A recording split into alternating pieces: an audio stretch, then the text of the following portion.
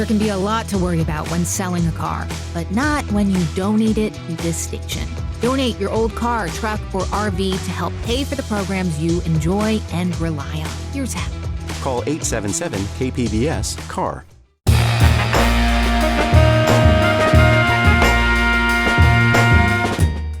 Welcome in San Diego, it's Jade Hindman. On today's show, a recent report dives into San Diego's history of violent white supremacy.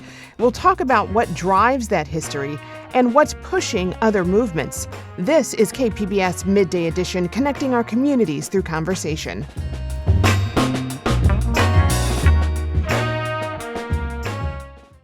Last month, 2 men opened fire at the Islamic Center of San Diego, killing 3 people and traumatizing many more.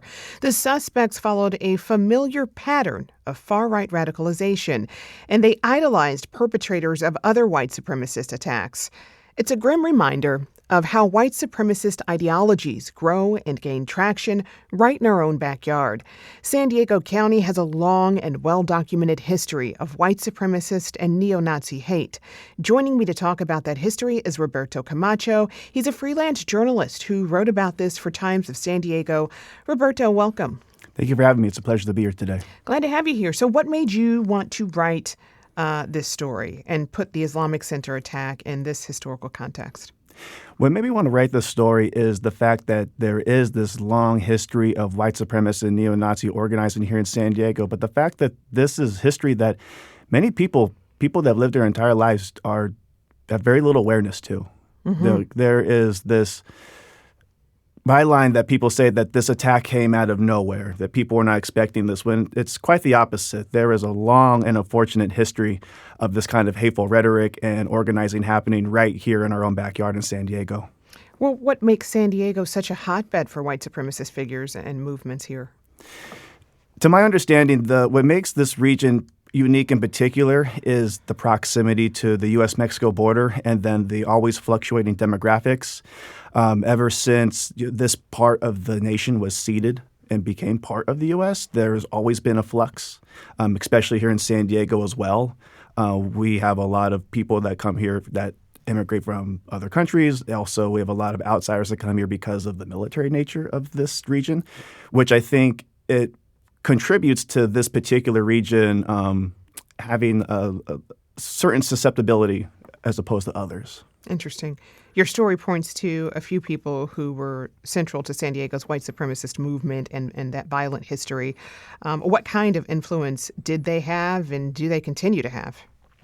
Yeah, well, so dating back, ever since, we could go all the way back to, the 1920s when the KKK set up, in Southern California. But here in San Diego, going back to, we go back to the 70s, figures like Tom Metzger, who was the founder of the White Aryan Resistance. He moved here to Southern California in the late 60s, ended up becoming the Grand Dragon of the KKK here in the state of California. Eventually, in the late 70s, he has a falling out with David Duke, who was then the leader of the Klan. And then by the early 80s, that's when he founded WAR, the White Aryan Resistance, and operated out of Fallbrook for the next several decades. There's also other figures such as Alex Curtis, who was one of the early figures to utilize the internet, not just to propagate white supremacist propaganda, but also to use it as a recruiting tool as well. And what's significant about these figures, too, is on top of using these methods, which are now mainstream. We see this, contemporarily, but also both Metzger and Curtis, they popularized the tactic of the quote-unquote lone wolf style of attack. And Metzger even authored a tactical guide called Laws of the Lone Wolf, which he used this as a means to cushion the white supremacist movement from attacks, because at the time, this is in the late 80s and early 90s, these white supremacist movements were being infiltrated and being monitored by law enforcement. And the line of thinking was, if these attacks, if these instances of violence are being perpetrated by lone individuals, not organized groups, they cannot be held accountable or would not be surveilled the way that other groups normally are in this country. I mean, how did that work, though, between this organization, its mastermind behind this this lone wolf idea, and actual intelligence, U.S. intelligence, and investigators who look into these things and surveil domestic terrorist threats? Yeah. So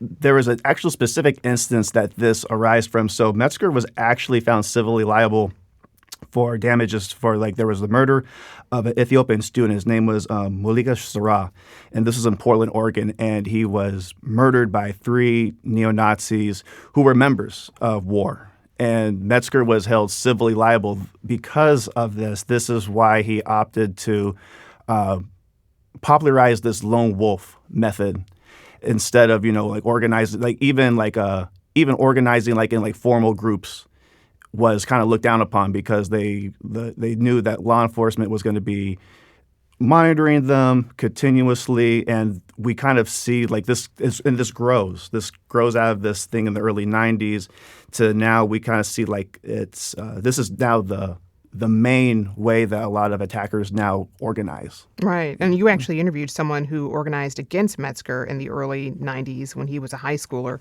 What did he share with you? Yeah, absolutely. So actually I interviewed Ricardo Favela, and he organized against Metzger in the early 90s while he was a student at Fallbrook High. He joined a group called Mexicanos Unidos en Defensa del Pueblo, which was a Latino youth group formed to protect against white supremacist vigilantes and law enforcement violence. And what Favela had told me, because this was out of Fallbrook where Metzger was headquartered, what Favela told me during our interview that stood out is that he said the key difference between the 90s and now in 2026 is that the message and the hateful rhetoric that was propagated by Metzger and other people in the white supremacist movement is that rhetoric has been now mainstreamed. It now appears as routine messaging from the Trump administration and other conservative politicians in the GOP.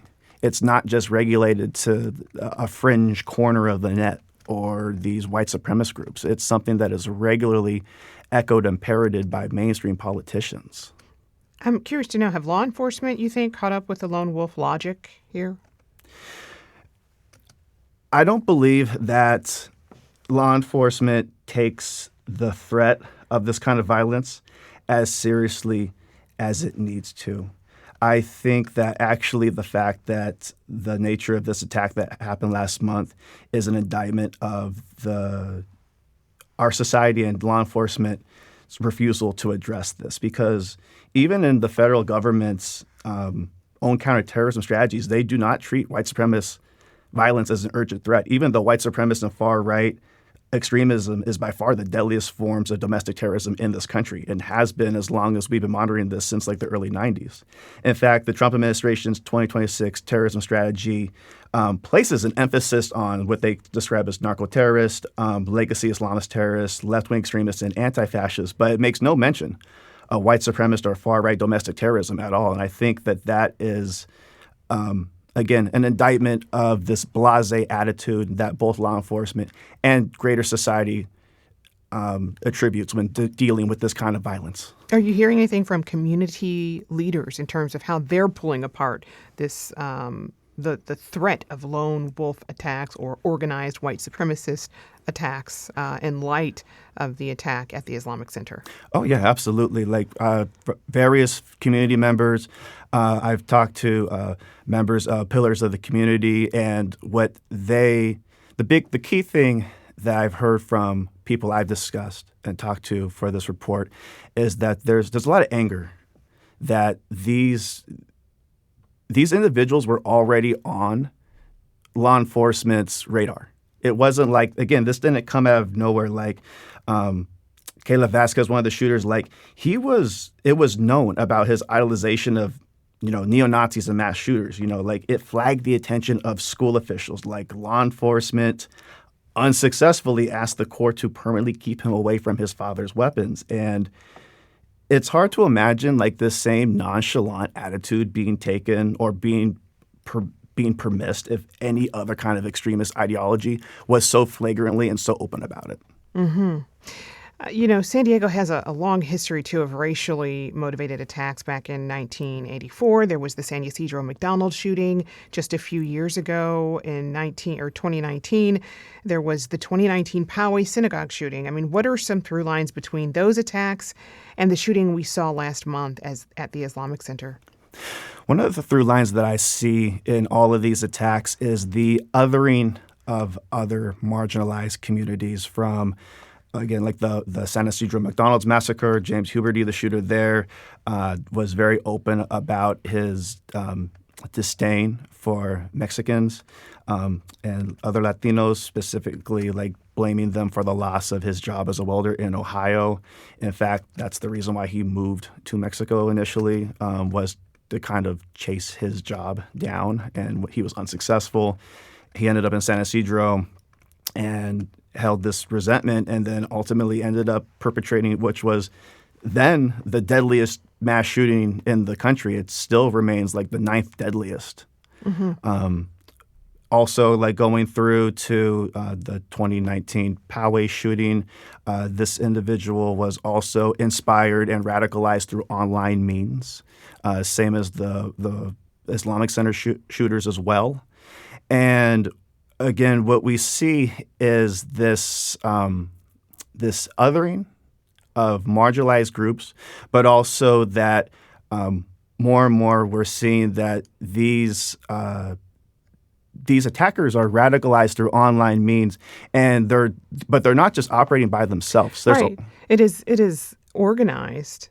And so now I'm wondering, the attack at the Islamic Center, is it being investigated as domestic terrorism, given that that's the case? I have not heard an update as of yet. When it had happened, the San Diego PD did say that it was under investigation to see if it was.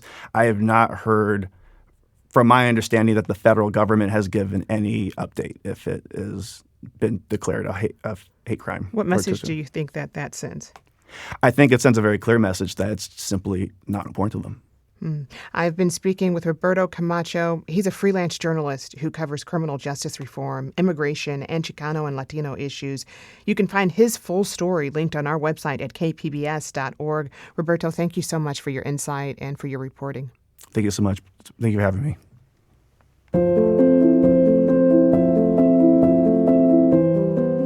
Still to come, we continue our conversation with the growing movement and the Patriot Front. KPBS Midday Edition is back after the break.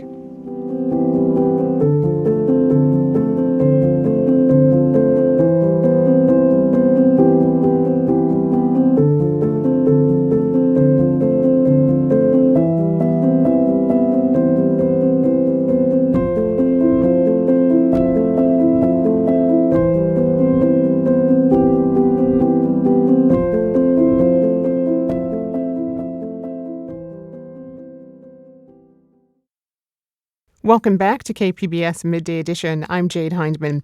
On today's show, we've been talking about how white supremacist movements gain fuel and followers, really. New reporting by USA Today finds that one of the nation's largest white supremacist groups has been rapidly expanding over the past 2 years. It's called Patriot Front. Joining me to talk about it is Will Carless. He covers extremism and emerging issues for USA Today. Will, welcome back to the show. Thanks for having me on. Glad to have you here. So remind us what Patriot Front is. This group is not new, right? They're not new. They've been around since about 2017. Your listeners may have seen these guys.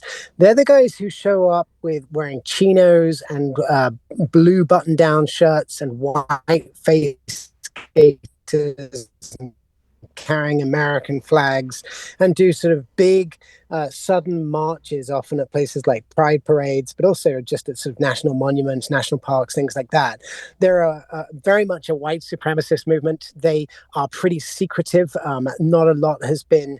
I mean, there's been some leaks of their materials, but nobody's really kind of spoken out from inside the organization. So I describe them as like basically a sort of a neo-Nazi white supremacist group that is kind of masquerading as just being about kind of patriotism and American values.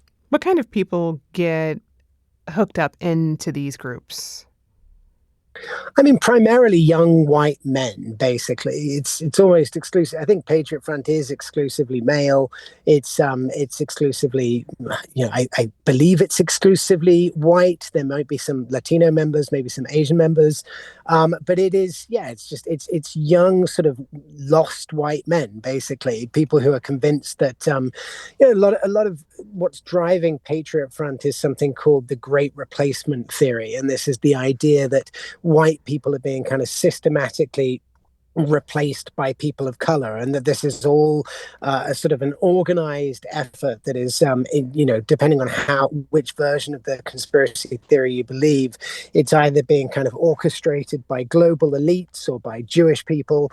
And the idea is that sort of white people are being systematically replaced in America and Europe, and groups like this sort of take it upon themselves to try and basically redress that balance. Of course, it's all nonsense. It's not happening, but that's how they kind of suck people in. Right. Well, now I have to ask because, earlier in the show, we talked about the Supreme Court's recent decisions on immigration cases.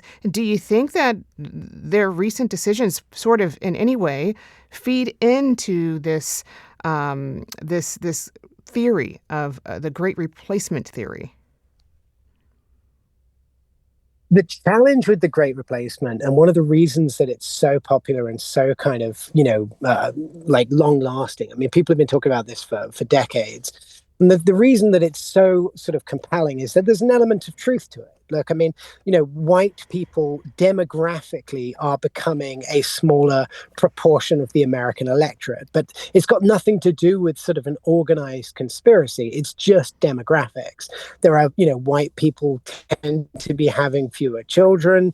They're because of, partly because of immigration, but mostly just because of sort of internal demographics. Who is having children in this country?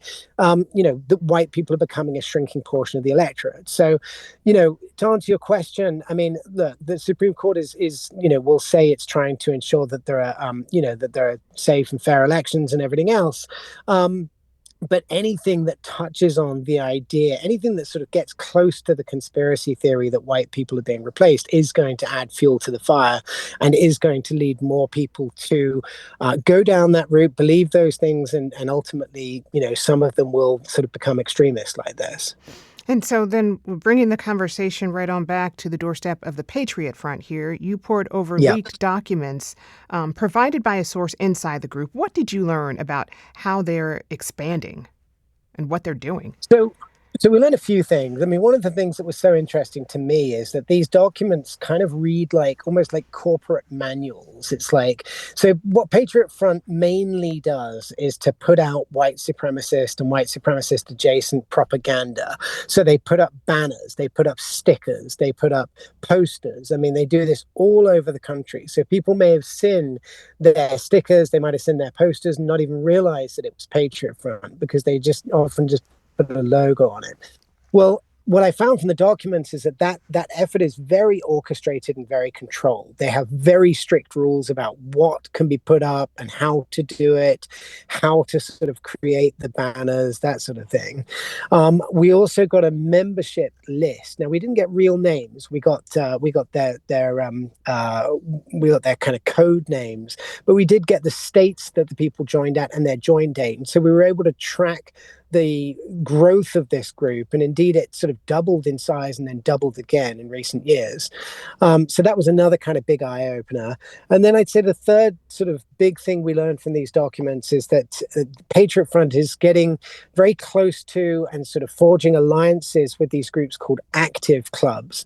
And active clubs are essentially sort of gathering groups for young men to kind of do MMA, to go training and hiking and do weights and things like that and spa. And that isn't, it's sort of previously been thought of as a different front in the white supremacist movement, and it looks increasingly like Patriot Front is trying to those groups. Right. So they're gaining traction among these active clubs. If you can, talk a bit about how, for someone who's young, who's kind of lost, who's miseducated, maybe, as you've described many of the members to be, how these organizations seemingly come off as innocent at first. Patriot Front, an active club to learn, self-defense or MMA fighting. I mean, talk about how that tactic lures folks into the group.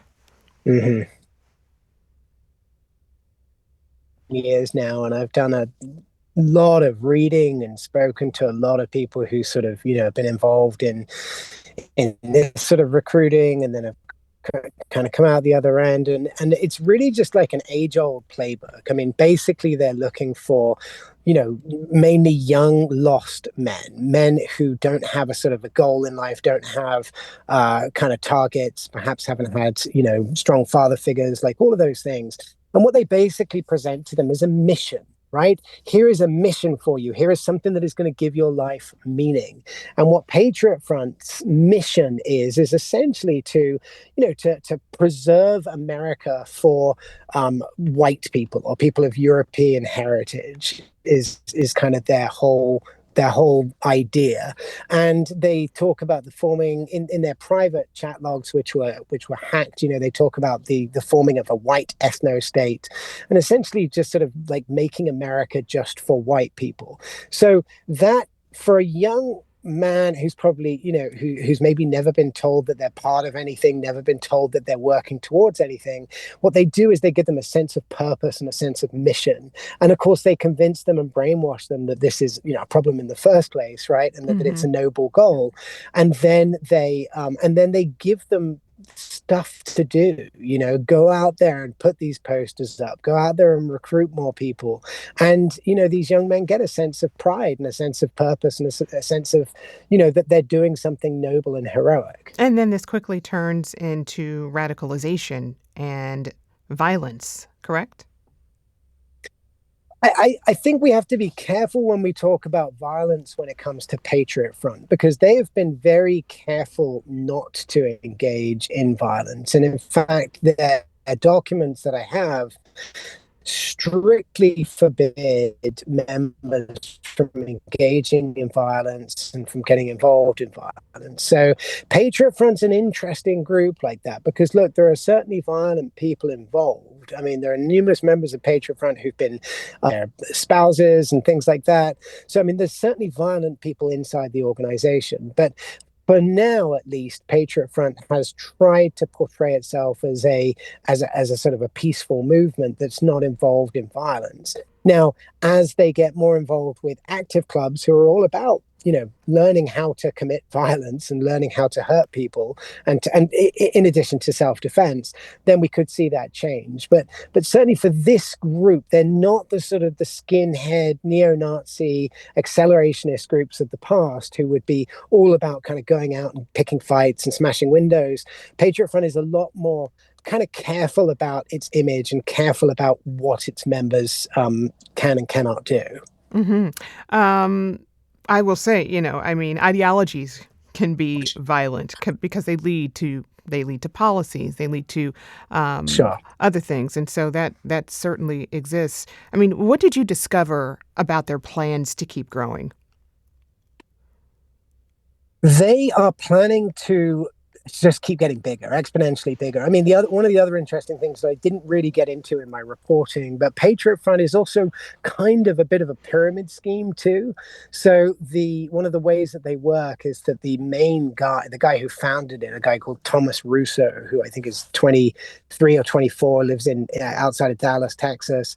And one of the things you have to do as a Patriot Front member, for example, is to buy merchandise from him. Basically, you have to buy stickers from him, and you have to then put them up and take photos of them putting them up, and so he's making money from that, right? So his goal is to get as many members as possible, and that's sort of what they see as their stated goal. We need to keep getting out there and spreading the word and doing these kind of protests that they do, and kind of bringing more and more people in and growing exponentially. So that's their main goal. Now, what they eventually want to happen what we know about it from the files that were leaked from them, not just my files but from other files, they want essentially, as I said earlier, like a white ethno state. They want to basically get rid of all immigration. They want to remove people who are not of European heritage, and they and particularly have a problem with Jewish people and with Black people. And so they want to as they see it, sort of return America to people of European heritage. Of course, all their words. I also want to talk more about how this group's messaging and marketing are disguised under this shield of patriotism. What does that look like? A lot of people might see a Patriot Front poster or flyer and not realize that it's a white supremacist group. They could see it and it could say something like strong families or something like that. Or it could say, I'm trying to think of some other examples, but essentially, strong, keep this country strong or keep this country great. And it's like the thing is that for every sort of three of those, there's one that is more overtly white supremacist. And they are very, very careful. So the whole white supremacist movement in general, are probably about sort of 5 or 6 years ago, started to take this turn away from, being virulently and very obviously sort of against people of color. And they started to take this tack of like, oh, we're really all about preserving white heritage, right? We're about preserving white heritage in the same way that, say, Black Lives Matter is, or maybe Black Lives Matter isn't the best example, but sort of Black Heritage Month and things like that. And so that is it's a smokescreen. Look, I mean, it's a smokescreen for their more hateful beliefs, but it's also a way that they can kind of put themselves out there in the world and say, we're not racist, we're not Nazis, we're just, we're just proud of being white, and we're proud of the things that white people have done. The thing is that once you get into the group, and I know this from my source, and I also know this from the chat logs that were leaked and from other documents that have been taken out, when push comes to shove, these guys are neo-Nazis. Like, they are, they're very hateful towards people who aren't white and everything else. But the point is that they put one version of themselves out into the world, and then they have another version that is how they talk to each other in private. Yeah. When you come through all of the documents, did you find any connections between people who were in this organization and, say, people who are making state, local, federal policies? We haven't ourselves. I will say that there's a whole network of researchers out there who have got similar documents in the past and who have made these connections, in some cases kind of junior policymakers, in some cases, people who've gone on to work in politics and things like that. But we haven't done that sort of granular research yet with the list that we have. Part of that's just practical. We don't have people's real names.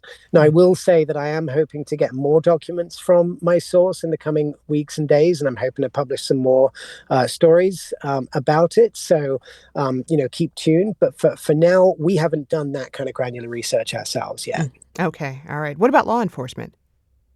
Same thing? answer. I mean, Okay. again, because we have this, what we basically have is a list saying, this guy who calls himself, I don't know, Iron Warrior or something, like, joined on this date. So we know that there's somebody called Iron Warrior who has a certain email address that joined on a certain date. We don't know whether that person is a police officer or just a plumber or whoever, we haven't done that sort of research yet. Sure. Well, I know that we'll continue to look for your reporting on this. I mean, in the last few seconds that we have here, what can we glean from your reporting? And also earlier we talked about the San Diego's history of white supremacist violence. I mean, what does this say about white supremacist networks today and how they're moving differently? I think genuinely, if you want my honest answer, I'm genuinely sort of less worried about groups like Patriot Front that are about sort of politics and optics and propaganda. I'm less worried about them than I am about young men like the young man who attacked the Islamic Center. You know, those people who are just, you know, they call them lone wolves. They're not lone wolves. They're part of a network of radicalized individuals who are radicalizing people in the name of violence. Those are the people we should be really worried about. And absolutely. All right, I've been speaking with Will Carless. He covers extremism and emerging issues for USA Today. Will, as always, thank you for your reporting and your insight.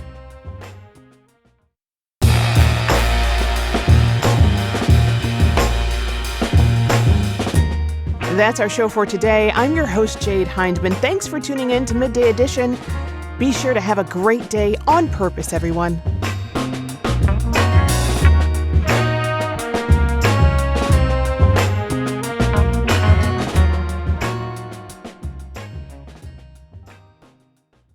Jade Hindman here. If you are a fan of Midday Edition, I'm inviting you to a live taping of the program on Sunday, July 12th at KPBS. Join me and my podcast friends at Port of Entry and The Finest as we explore the art of protest in our democracy.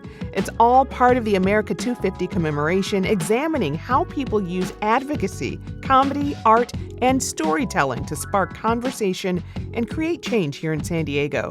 Tickets are on sale now for just $20, and the first 50 to register get their pick of t-shirt when they arrive. Details at kpbs.org/livepod.